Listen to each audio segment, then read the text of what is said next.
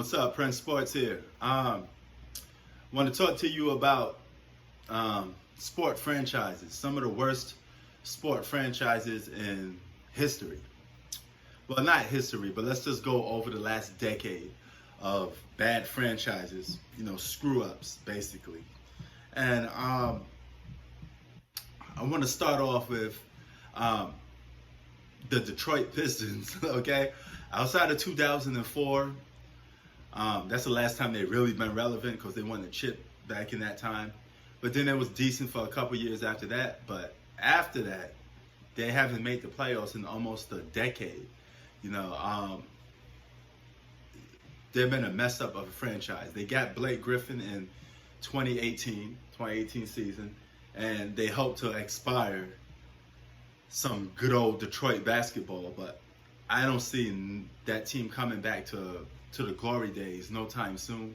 It's a poorly run franchise. Nobody wants to go to it.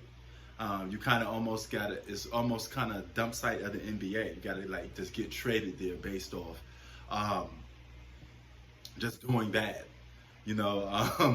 or teams that, you're beefing with. Let's say you're beefing with the franchise, and, to get back at you, he'll send you to the Detroit Pistons. So that's a bad franchise. Another franchise I want to talk about, Minnesota Timberwolves. Okay, they haven't been to the playoffs in 14 years. The last time they were in there were 2018. They was in the playoffs for 2018. That's where Jimmy Butler was in there, and he helped lead them to the playoffs. But outside of that, from 2010 to 2017, Jesus, this team's been awful. They had over 3 seasons when they won 17 games, and out of an 82 game season, they've been making bad decision after decision. They gave Adrian Wiggins that big ass contract. They got Karl Anthony Towns. They never surround them with some good pieces or talent around them. They kind of just been horsing around with Karl Anthony Towns' career. They're trying to pick things back up with D'Angelo Russell pairing him up with Cat. But I still see a lot of heartaches and pain from the city of Minnesota. And I don't see them going to the playoffs no time soon when the West getting even more and more better. All right. Another team on the list I want to talk about is you can't forget talking about this team. That's simple. That's the New York Knicks. This team is a dumpster fire. James Dolan turned the franchise inside out. Okay, we haven't had a relevant star since Carmelo Anthony, and when we got Carmelo Anthony, we had one good team surrounding him, and they were stupid enough to let half of the guys go. All right, that was the 2012 season when we managed to win 50 games. Carmelo Anthony was an MVP candidate, and he's been basically surrounded by not too much talent around that New York Knicks. They made bad decisions to get Carmelo Anthony because they could have kept a lot of their pieces they had and get Carmelo Anthony do free agency. But Knicks, being the dumpster that they are, they had to go out and trade for Carmelo Anthony early because they were in panic mode. Okay, we had chances of we missed out on great players in the draft. Steph Curry is one of the players that we missed out on. The Knicks had a chance to draft Steph Curry.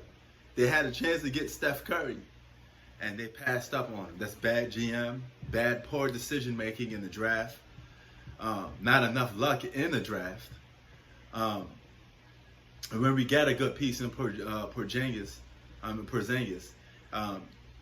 he didn't even want to stay because the franchise was a piece of shit basically, and he wanted out of there. And, he wanted to get traded. He didn't even want to resign with the Knicks because they failed to help him out and put a good surrounding team around him. He wanted to stay playing with Carmelo Anthony and all those pieces, and they kept giving him garbage. He saw the light at the end of the tunnel quick, and he wanted to get out of it. Okay, another franchise that's a dumpster, a piece of shit, is the city of just Cleveland in general. The Cleveland Browns suck. Okay, they had seasons where they went 0-17. They had a little buzz last season because of you know, the draft picks that they had, but still couldn't amount to nothing really. The Cleveland Cavaliers, outside of LeBron James helping them win the chip in 2016, then him leaving, the team's been a dumpster fire ever since then. They're going back to their old ways. The Cavaliers has always been one of the most messed up franchises. And here's a part about it that sucks. The Cavaliers been a bad franchise on their own doing because they had top draft picks. They always get lucky in the draft. They always find a way to screw things up. They make bad trades. They can't sign players worth a lick. Okay, for a city of Cleveland that nobody wants to go to anyway, you have to be smart and learn how to make smart trades. That's the only way you're going to land superstars, because nobody wants to go to Cleveland, period. You know, so that franchise sucks, and no wonder why guys just want to leave that franchise. You know, so those are my top teams that suck. You know, oh, I can't forget New York Mets. We've been living in the shadow of the Yankees for God knows how long. We had a little hope, you know, that season we beat the Dodgers a couple years back, you know, when we almost could have made it to the World Series. But outside of that, the Mets always been stinking up the joint. Hopefully, keyword, all you can say is hopefully with the Mets, because they never go anywhere. And that's a damn shame. And as you can see, I get right here, what you see, New York Mets symbol, representing Queens. So it's the only franchise we got in the city of Queens, but yet we can't get shit right. Can't get nothing done. So the state of New York, the Big Apple, one of the biggest cities in the U.S., can't get their shit together because we got a bunch of scrubs for the most part, you know. Another franchise that just had a lot of bad luck and they played in a tough conference was the Tampa Bay Buccaneers. You know, Revis flopped.